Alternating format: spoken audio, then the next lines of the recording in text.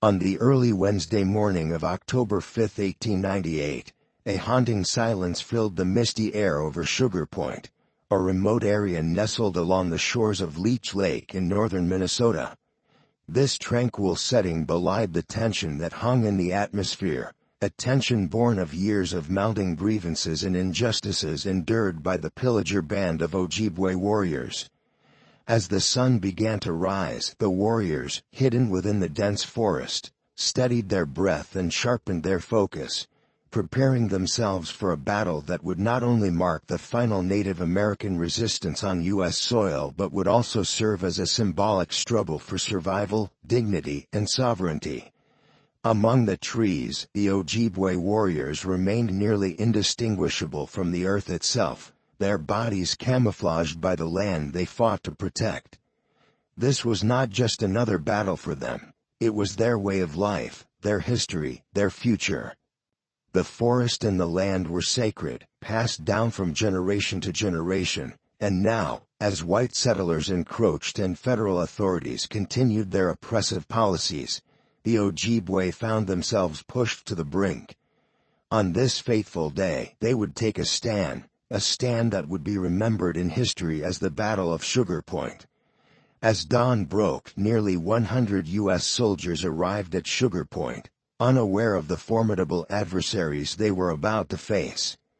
Most of these soldiers were young recruits, barely out of boyhood, their hands trembling as they gripped their rifles they had been trained to use but had never fired in combat.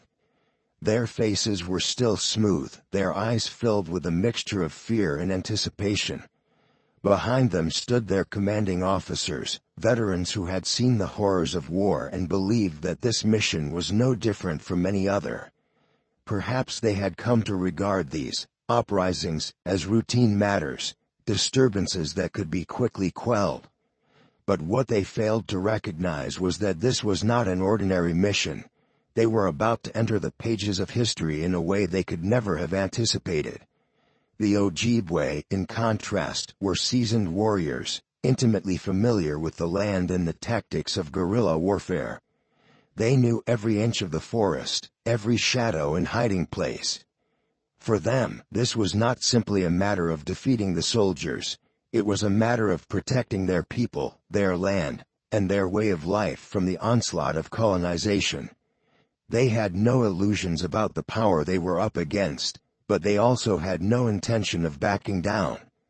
At approximately 11:30 a.m., the eerie silence that had enveloped the area was shattered by the sharp cracks of rifle fire. The Ojibwe, hidden in the dense woods surrounding the soldiers, unleashed a coordinated and fierce assault. Gunfire echoed across the lake, the sound ricocheting off the water and filling the air with the unmistakable noise of war. The soldiers, taken by surprise, dropped to the ground in panic, their training faltering in the face of this sudden and ferocious attack. Their officers, trying to regain control of the situation, barked orders, urging the men to form a skirmish line around the cabin that now served as their only refuge. The scene was chaotic. Smoke filled the air, fear gripped the soldiers, and the sharp staccato of gunfire created a sense of dread that hung over the battlefield. But the Battle of Sugar Point was not simply a clash of arms. It was the culmination of years of tension, exploitation, and unfulfilled promises. The roots of this conflict stretched back long before the soldiers arrived on the shores of Leech Lake. Two central issues had driven the Pillager band of Ojibwe to take up arms, issues deeply intertwined with the systemic mistreatment and oppression they had faced for years. The first issue revolved around the exploitation of the Ojibwe's natural resources, particularly the logging of dead and downed timber by local companies. These companies had been granted the right to harvest timber on the Leech Lake Reservation, but what should have been a fair and mutually beneficial agreement quickly became a tool of exploitation. The payments owed to the Ojibwe for the timber were not only frequently delayed but were also grossly undervalued. This timber, meant to sustain the Ojibwe community, instead became yet another symbol of their subjugation. The money, which should have been used to support their people, was funneled through corrupt Indian agents, white men appointed by the federal government who had little concern for the welfare of the Ojibwe. These agents often mishandled or outright stole the funds, using them for their own personal gain while the Ojibwe continued to suffer. To make matters worse, some loggers went so far as to set fire to healthy trees, deliberately damaging them so they could claim the timber as deadwood and harvested without consequence. This blatant exploitation of both the land and the people only fueled the growing resentment among the Ojibwe. Their land was being stolen from them piece by piece, their resources stripped away under false pretenses, and the anger that had been simmering for years finally reached a boiling point. The second issue that led to the confrontation at Sugar Point was the continued mistreatment and harassment of the Ojibwe by U.S. Marshals and other federal agents. These law enforcement officials wielded their power with reckless abandon, routinely rounding up Ojibwe men on trumped-up charges and dragging them to Duluth to face a court system that was rigged against them. The Ojibwe were subjected to a constant cycle of false accusations, imprisonments, and fines, their voices silenced by a government that saw them as nothing more than obstacles in the way of progress. Each trip to Duluth was a humiliating journey into a legal system that sought to strip the Ojibwe of their dignity, their rights, and their land. Faced with these relentless injustices, the Pillager Chippewa Band made one final attempt to seek justice through peaceful means. They wrote a petition to President William McKinley, pleading for intervention. In their letter, they expressed their loyalty to the United States and their desire to maintain peace, but they also made it clear that they could no longer endure the exploitation of their land and the mistreatment of their people. We, the undersigned chiefs and headmen of the Pillager Band of Chippewa Indians of Minnesota, respectfully represent that our people are carrying a heavy burden, and in order that they may not be crushed by it, we humbly petition you to send a commission to investigate the existing troubles here, they wrote. The Chippewa Indians of Minnesota have always been loyal to the United States and friendly to the whites, and they desire this friendship to be perpetual. We now have only the pinelands of our reservations for our future subsistence and support, but the manner in which we are being defrauded out of these has alarmed us. We trust that you will protect us when the truth reaches you. But their plea for justice fell on deaf ears. The government, preoccupied with its own affairs, ignored the petition, leaving the Ojibwe to fend for themselves in a world that had long since abandoned them. And so, on that fateful morning in October, the Ojibwe took matters into their own hands. They fought not just for their land but for their survival, for their right to exist in a world that had tried to erase them. As the battle raged on, it became clear that the soldiers were outmatched. Despite their superior numbers and weaponry, they were unfamiliar with the terrain, while the Ojibwe moved through the woods like shadows, striking swiftly and disappearing back into the cover of the trees. The soldiers, disoriented and demoralized, were forced to retreat. Their mission, which they had believed would be routine, ended in failure. By the end of the day, the Ojibwe had successfully defended their land, and not a single Ojibwe life was lost. The aftermath of the battle sent shockwaves throughout the United States. Newspapers across the country reported on the so-called uprising, sensationalizing the event and portraying the Ojibwe as savage rebels who had dared to defy the might of the U.S. military. Panic spread among white settlers, who feared that the battle at Sugar Point was only the beginning of a larger Native American rebellion. But for the Ojibwe, this was not an act of rebellion. It was an act of survival. They had stood up to a government and a society that had wronged them for far too long, and in doing so, they had made a statement that could not be ignored. In the years that followed, the Battle of Sugar Point became a symbol of Native American resistance, a reminder that the spirit of the Ojibwe and other indigenous peoples could not be easily extinguished. It was a story of defiance, of standing up against overwhelming odds, and of reclaiming one's dignity in the face of oppression. Though the battle itself was relatively small in scale, its significance loomed large, serving as a powerful testament to the enduring strength of the Native American people. For the Ojibwe, the battle was not just a moment in history, it was a turning point in their struggle for justice and recognition. It marked the end of an era, but also the beginning of a new chapter in their fight for sovereignty and self-determination. Today, the Battle of Sugar Point stands as a reminder of the injustices faced by Native Americans, and the ongoing struggle for their rights and their land.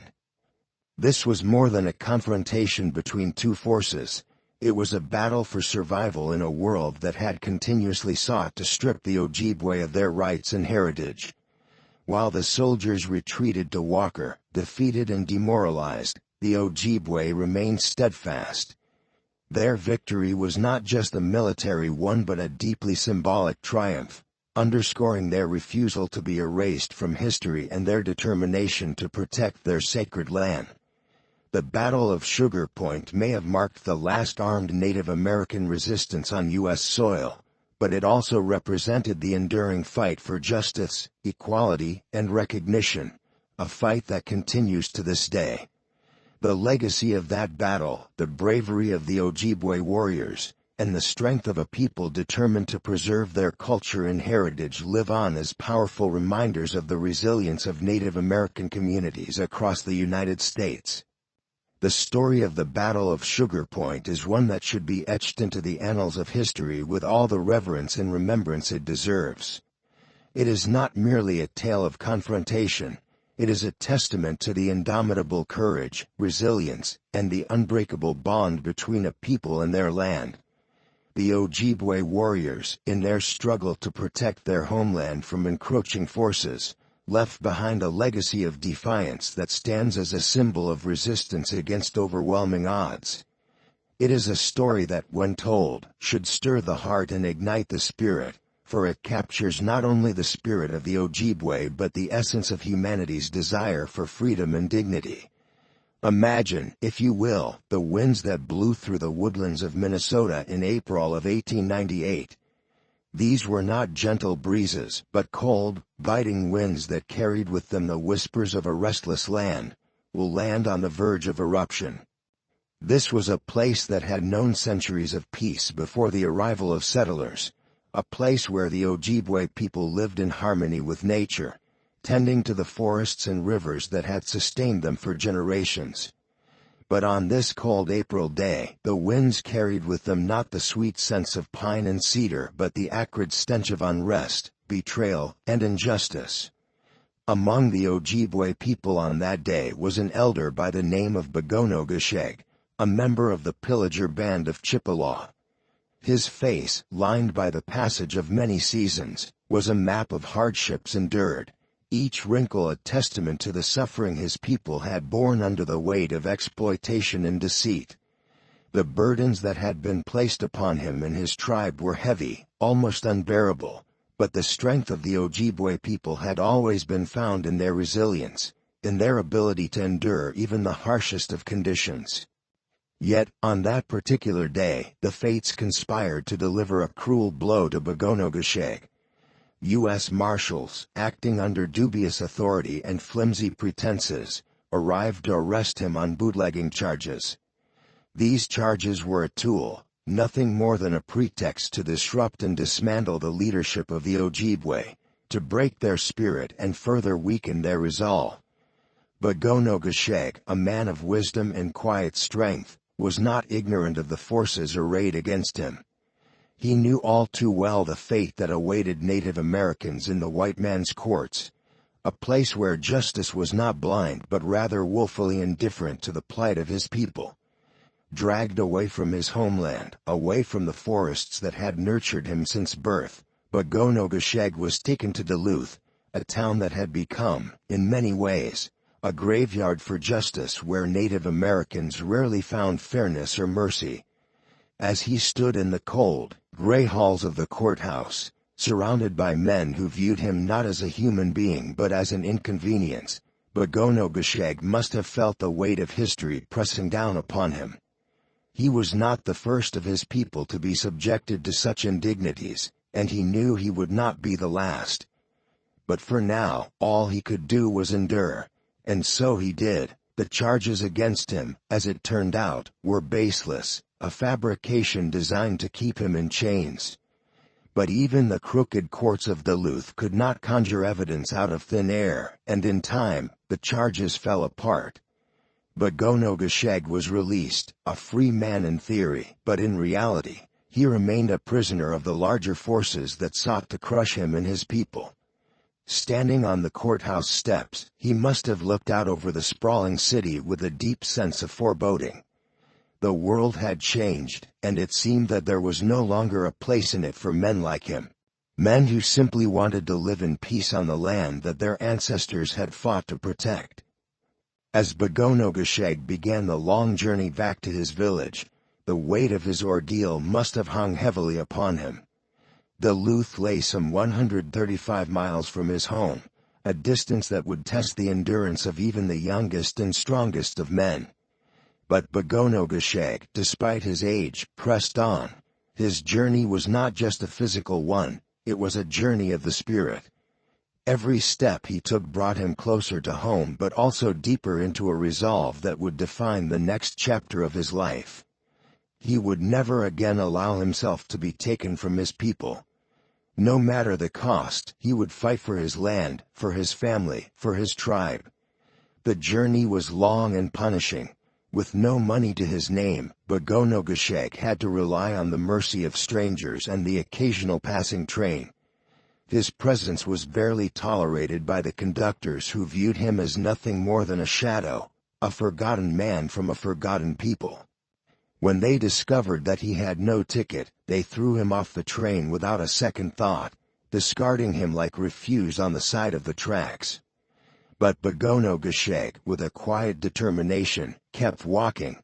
His moccasins, once sturdy and well-worn from years of travel through the forests, began to fall apart under the strain of the journey. Eventually, they disintegrated entirely, leaving his feet exposed to the rough ground. Each step was agony. The earth, unkind and unforgiving, bit into his flesh, tearing at his skin until his feet were raw and bloodied. But Bugonaygeshig walked on. He walked through the pain, through the exhaustion, driven by a single thought that burned in his mind like a flame: never again. Never again would he allow himself to be humiliated in this way. Never again would he allow the U.S. Marshals to drag him away from his home, from his people. By the time he finally reached his village, his body was battered, but his spirit was unbroken. He had survived, and in that survival, he found strength. But Bugonaygeshig's return did not bring an end to the struggles of the Ojibwe people. The logging companies continued to strip the land of its resources, paying the Ojibwe less and less for the timber that had once sustained them.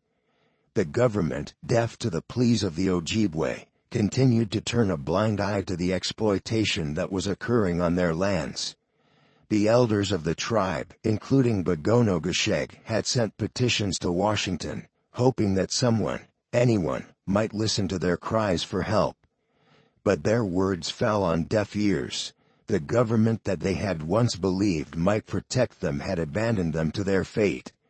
The Ojibwe chiefs had ridden with both dignity and desperation, saying, "The Chippewa Indians of Minnesota have always been loyal to the United States and friendly to the whites, and they desire this friendship to be perpetual." They spoke of the burdens their people were carrying, of the heavy weight of exploitation and deceit that threatened to crush them.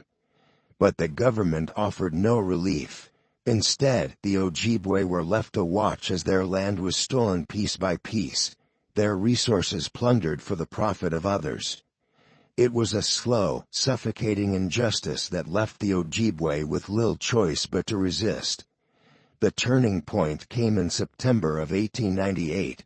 Bugonaygeshig had traveled with Shibun-de-Chacon to the village of Onagum, intending to conduct routine business. They had hoped for a brief respite from the tension that had gripped their homeland, a chance to reconnect with friends and family. But fate had other plans. U.S. deputy marshals and an Indian agent seized them both, accusing them once again of bootlegging.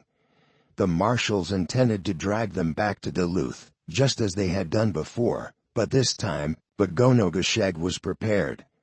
As the marshals began to haul him away, Bugonaygeshig cried out for help, his voice echoing through the village like a battle cry.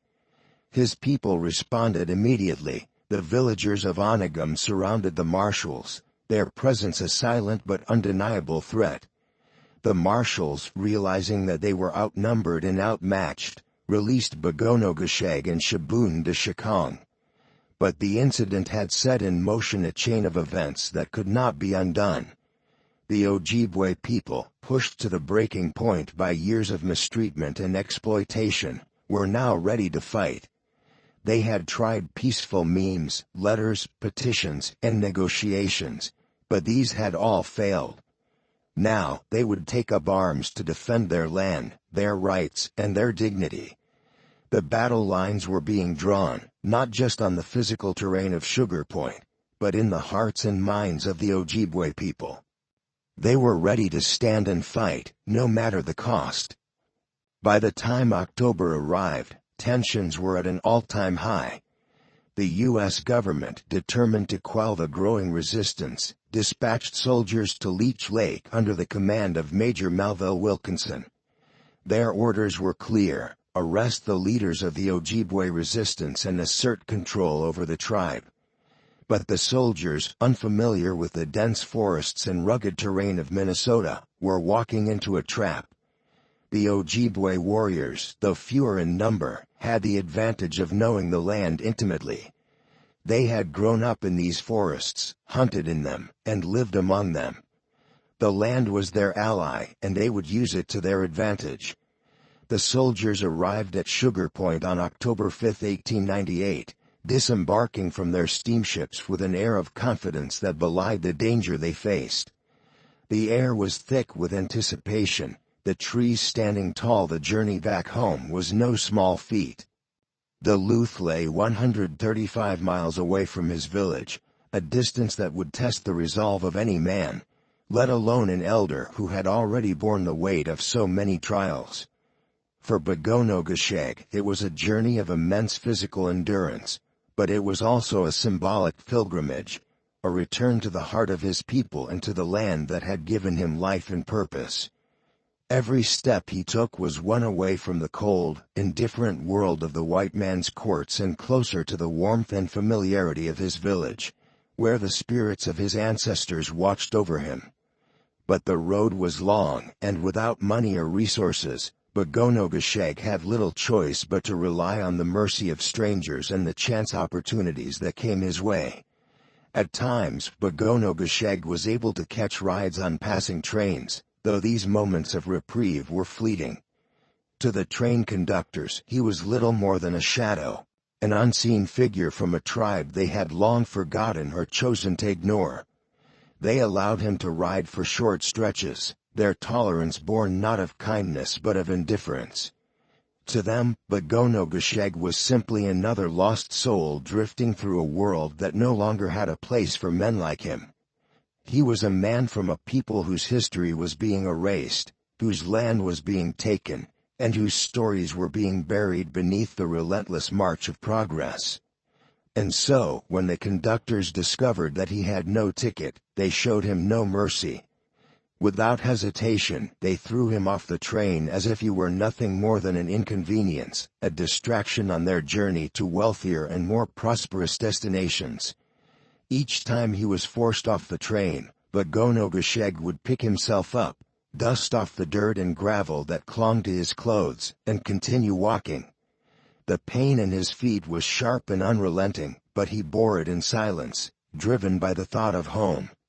His moccasins, once sturdy and dependable, were now little more than scraps of leather barely holding together. Each mile he traveled saw them grow weaker, until finally, they disintegrated altogether, leaving his feet exposed to the rough, uneven ground. The rocks and branches tore at his skin, opening fresh wounds with every step, but still, he pressed on. The ache in his bones and the burn in his muscles became constant companions, but Bugonaygeshig never wavered. His body may have been weary, but his spirit remained unbroken. For Bugonaygeshig, the journey was a test of endurance, but it was also a reaffirmation of his connection to the land. Each mile he walked brought him closer to his village, but also deeper into the embrace of the forests and fields that had shaped his life. The trees whispered to him in the language of his ancestors, and the rivers hummed with the songs of his people. The land itself seemed to be calling him home, urging him forward even when his body begged for rest. It was a reminder that, no matter how far he strayed or how much he suffered, the land would always be there for him, steady, unwavering, eternal. When at last Bugonaygeshig reached his village, he was a man transformed. His body bore the marks of his journey, the cuts, bruises, and blisters that testified to the hardships he had endured, but his spirit was stronger than ever. He had survived the trials that had been thrown at him, and in doing so, he had found within himself a reservoir of strength and resilience that he had never before tapped into. His feet were bloodied, his body exhausted, but his resolve was unshakable. He swore, then and there, that never again would he allow himself to be taken from his people. Never again would he allow the forces of injustice to strip him of his dignity and freedom. Bugonaygeshig's journey was not just a physical one. It was a journey of the soul, a journey that reaffirmed his identity and purpose as a leader of his people. He had faced the cold, indifferent world of the white man's courts and emerged victorious, not because he had won a legal battle, but because he had refused to let that world break him. His return to his village marked the beginning of a new chapter in his life, one defined not by fear and submission, but by defiance and resilience. He was ready to fight for his people, for his land, and for the future of the Ojibwe. Despite the indignity he endured, Bugonaygeshig pressed on with a quiet resilience that only those who have known deep hardship can muster. Each rejection from the train conductors stung like a fresh wound, but he bore it all with dignity. His moccasins, once sturdy and well-worn from years of walking the dense, sacred forests of Minnesota, began to fray as he trudged on. The mile stretched before him like a daunting test of his will, but Bugonaygeshig did not waver. His focus was singular and resolute: return home. Every step brought him closer to his village, but also deeper into his thoughts. Thoughts that mingled with pain, frustration, and a burning need for justice. As his moccasins fell apart completely, Bugonaygeshig's feet became exposed to the merciless ground.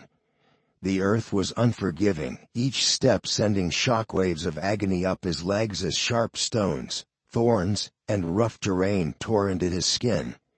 The pain, however, was nothing compared to the humiliation he had suffered at the hands of the U.S. Marshals. It fueled him, kept him moving forward. Bloodied and raw, his feet left a crimson trail behind him, but his spirit remained unbroken. He had survived the ordeal, and now that he was home, Bugonaygeshig made a solemn vow: never again. He swore that he would never allow himself or his people to be taken by the U.S. Marshals without a fight. The humiliation he had suffered would not be repeated. He would stand his ground, and if it came to it, he would defend his home with his life. Months passed, but the tension between the Ojibwe and U.S. authorities only intensified. The Ojibwe were being squeezed tighter and tighter by a government that saw them as nothing more than an obstacle to progress. The logging companies, backed by the U.S. government, continued to strip the land of its timber, paying the Ojibwe less and less for the resources that had once sustained their way of life. These companies were like locusts, devouring everything in their path and leaving nothing behind for the people who had lived in harmony with the land for generations. The Ojibwe elders, including Bugonaygeshig, tried to reason with the U.S. government. They penned petitions, respectful but firm, asking for justice and protection for their people. One such petition read, "We, the undersigned chiefs and headmen of the Pillager Band of Chippewa Indians of Minnesota, respectfully represent that our people are carrying a heavy burden, and in order that they may not be crushed by it, we humbly petition you to send a commission to investigate the existing troubles here. The Chippewa Indians of Minnesota have always been loyal to the United States and friendly to the whites, and they desire this friendship to be perpetual. We now have only the pine lands of our reservations for our future subsistence and support, but the manner in which we are being defrauded out of these has alarmed us. We trust that you will protect us when the truth reaches you." Their words were poignant and sincere, a plea not just for survival but for the right to live with dignity on their own land. But these pleas, like so many before them, fell on deaf ears. The U.S. government, preoccupied with its own ambitions and the interests of powerful corporations, had no time for the concerns of a small native tribe. The Ojibwe had hoped that perhaps, if they appealed to the better nature of the government, justice would be done. But the government turned a blind eye to their suffering, and the pine lands continued to be plundered. As the months passed, the Ojibwe's desperation grew. The elders could see the writing on the wall, a slow and suffocating injustice that was pushing their people to the brink of violence. For Bugonaygeshig, the memories of his ordeal in Duluth weighed heavily on his mind. Every night, as he sat by the fire, he would remember the cold stone steps of the courthouse, the indifferent eyes of the white men who had dragged him there, and the pain of walking 135 miles on bloodied feet to return to his village. The humiliation, the anger, the betrayal, they had all been seared into his memory, and he could not shake them. He knew that if things did not change, violence was inevitable. Then, on September 15th, fate intervened once again. Bugonaygeshig had traveled with his fellow tribesmen, Shibun-Dashikon, to the nearby native village of Onagum. Their intentions were simple: to conduct routine business, visit friends and family, perhaps share stories around the fire about the good old days when life was simpler. But fate had other plans. As they sat together, enjoying the company of their kin, U.S. deputy marshals and an Indian agent stormed into the village and seized them both. They were accused once again, this time as witnesses to a bootlegging operation. The marshals had every intention of dragging them back to Duluth, just as they had done before. For Bugonaygeshig, the terror was immediate and overwhelming. He could feel his chest tighten with fear as memories of his previous ordeal came rushing back: the long, grueling journey, the cold, indifferent halls of the courthouse, the stench of injustice that hung over every trial where Native Americans were involved. He could not go through it again. He would not. He had sworn to himself, to his people, that he would never allow himself to be taken by the U.S. Marshals again. His feet, though healed since his last ordeal, seemed to ache with the memory of every mile he had walked to return home. He could not do it again. He would not survive it. As the marshals prepared to haul them away, Bugonaygeshig did the only thing he could think to do. He cried out for help. His voice carried across the village like the howl of a wolf caught in a trap. It was a cry of desperation, but also of defiance. He was not asking for help, he was demanding it. His people, hearing the plea of one of their respected elders, responded immediately. They rallied to his aid, surrounding the marshals with a silent but unmistakable threat. These were people who had seen too many of their men taken away, never to return, or to return broken and defeated. They had seen too many of their lands stolen, too many of their resources plundered. This time they would not stand idly by. The marshals, realizing they were vastly outnumbered and out of their element, quickly relinquished their hold on Bugonaygeshig and Shibun-Dashikon. The two men were freed, but the incident had lit a fuse that could not be extinguished. The battle lines were being drawn, not just in the physical sense, but in the hearts and minds of the Ojibwe people. They had been wronged for far too long, their petitions ignored, their land stolen, their people mistreated. The incident at Onagum was yet another reminder that the U.S. government saw them as little more than an obstacle to be removed or pacified. But the Ojibwe were not an obstacle. They were a people, a proud and resilient people who had lived on this land for generations. And they would not go quietly into the night. In the months that followed, tensions between the Ojibwe and the U.S. government continued to escalate. The incident at Onagum had been a spark, and now the fire was growing. The Ojibwe, with their backs against the wall, knew that they had no choice but to fight. The U.S. government, meanwhile, was determined to crush any resistance and assert its control over the region. The stage was set for a confrontation that would change the course of history. By the time October arrived, the tension was palpable. The U.S. government, unwilling to tolerate any further defiance, dispatched soldiers to Leech Lake under the command of Major Melville Wilkinson.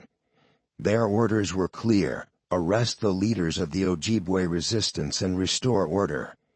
But the soldiers, unfamiliar with the dense forests and rugged terrain of Minnesota, were walking into a trap. The Ojibwe warriors, though fewer in number, had the advantage of knowing the land intimately. They had grown up in these forests, hunted in them, and lived among them. The land was their ally, and they would use it to their advantage. On the morning of October 5, 1898, the soldiers arrived at Sugar Point. They disembarked from their steamships with a sense of confidence that belied the danger they were walking into. The air was thick with anticipation, the trees standing tall and silent, watching over the land like ancient sentinels. The cabin of Bugonaygeshig loomed in the distance, a symbol of defiance that the soldiers sought to crush. But the Ojibwe warriors were ready. They had taken up positions among the trees, watching and waiting for the right moment to strike. The battle began suddenly, with the crack of gunfire echoing through the woods. The soldiers, taken by surprise, scrambled to form skirmish lines, but they were at a severe disadvantage. The Ojibwe, using the dense forest as cover, fired with deadly accuracy, their bullets finding their marks with chilling precision. Major Wilkinson was struck early in the battle, his body crumpling to the ground as chaos erupted around him. The soldiers, seeing their commander fall, began to falter. Bugonaygeshig, with the fire of his past humiliation still burning in his chest, fought with the fury of a man who had been pushed too far.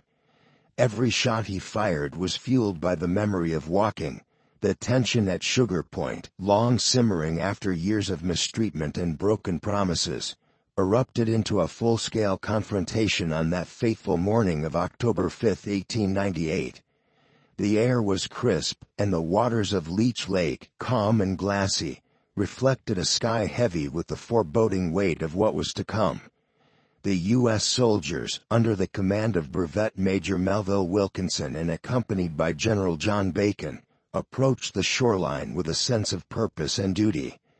Their small steamships cut through the waters like knives, a fleet of metal and men advancing into a land that had borne the Ojibwe people for countless generations.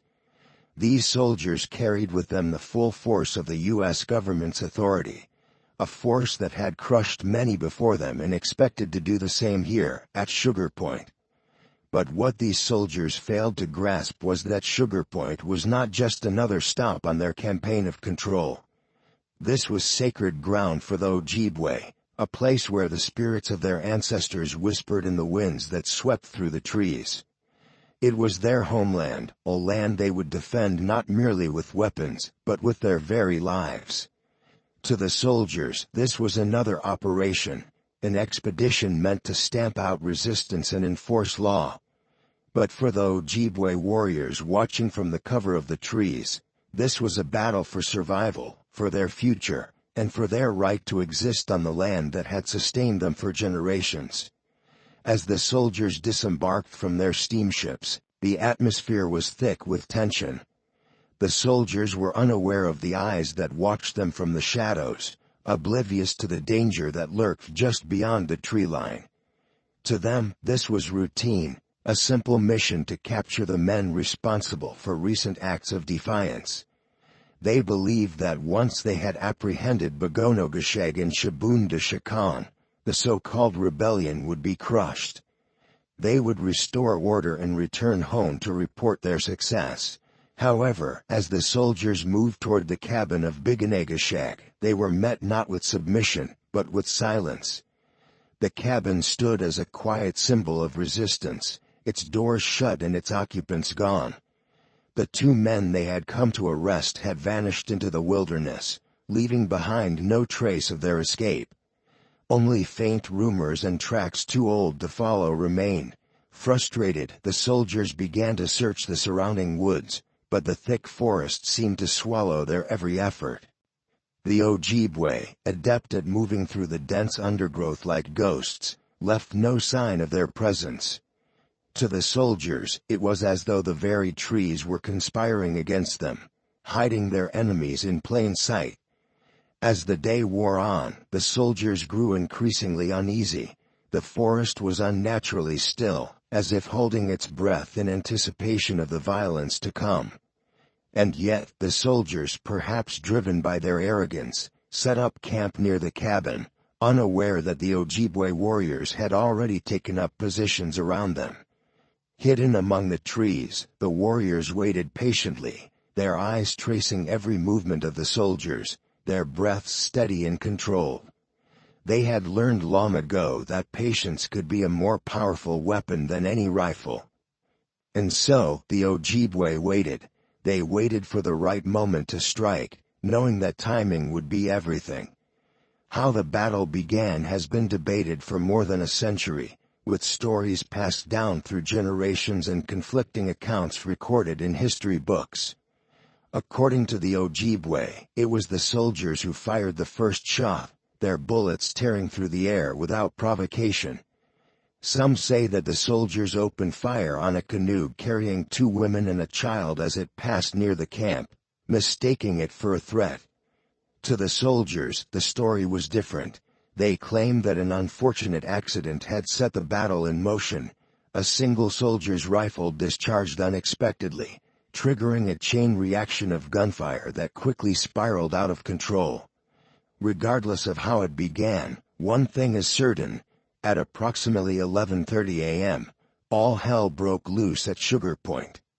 The quiet anticipation that had filled the air was shattered by the deafening crack of gunfire. The Ojibwe warriors, having watched the soldiers for hours, unleashed their fury with precision and determination. From their hidden positions in the trees, they opened fire, their rifles echoing like thunder through the forest. Bullets ripped through the air, splintering branches and sending birds scattering into the sky. The soldiers, caught completely off guard by the sudden assault, scrambled to respond. Their training kicked in, and they quickly formed skirmish lines, attempting to regroup and return fire. But the terrain was against them. The thick woods provided the Ojibwe with ample cover, making it nearly impossible for the soldiers to see their attackers, let alone hit them. The Ojibwe, on the other hand, knew every inch of the forest. They moved like shadows, firing from behind trees and rocks, then disappearing before the soldiers could return fire. The battle quickly descended into chaos. The air was thick with the sound of gunfire, shouts, and the cries of the wounded. Bullets whizzed through the trees, ricocheting off rocks and splintering wood. The soldiers, despite their superior numbers, found themselves pinned down by an enemy they could barely see. Their bright uniforms, once symbols of their authority, now stood out like targets against the green and brown hues of the forest. The Ojibwe marksmen, using their knowledge of the land to their advantage, picked off the soldiers one by one with deadly precision. Among the Ojibwe, Bugonaygeshig fought with the ferocity of a man who had been pushed too far for too long. Every shot he fired was fueled by the memories of his ordeal in Duluth, the humiliation, the pain, the long, grueling journey home. He had walked barefoot through 40 miles of agony to return to his people, only to find them still shackled by the chains of oppression. Now he fought not just for himself, but for the survival of his tribe. This battle was not merely about timber or bootlegging charges. It was about the right of the Ojibwe to live with dignity on the land that had sustained them for generations. The soldiers, realizing that they were outmatched in the dense forest, attempted to retreat. But the Ojibwe warriors pressed their advantage, their bullets finding their marks with unerring accuracy. Major Wilkinson, the man tasked with leading the soldiers to victory, was struck down early in the battle. His fall sent a shockwave through the ranks, and the soldiers, already demoralized by the suddenness of the attack, began to falter. But the Ojibwe showed no mercy. They continued to rain down fire on the soldiers, their resolve unshaken by the sight of the men in uniform falling around them. For the Ojibwe, this was not a battle they could afford to lose. If they failed here, they would lose more than just their land. They would lose their future, their culture, their very identity. And so, they fought with everything they had, their determination as unyielding as the trees that surrounded them. As the battle raged on, the soldiers found themselves pushed back further and further, their lines crumbling under the relentless assault. The forest, which had once seemed so peaceful, now echoed with the sounds of death and destruction. For the Ojibwe, this was a moment of triumph, a moment when they stood tall against the forces that had sought to erase them for so long.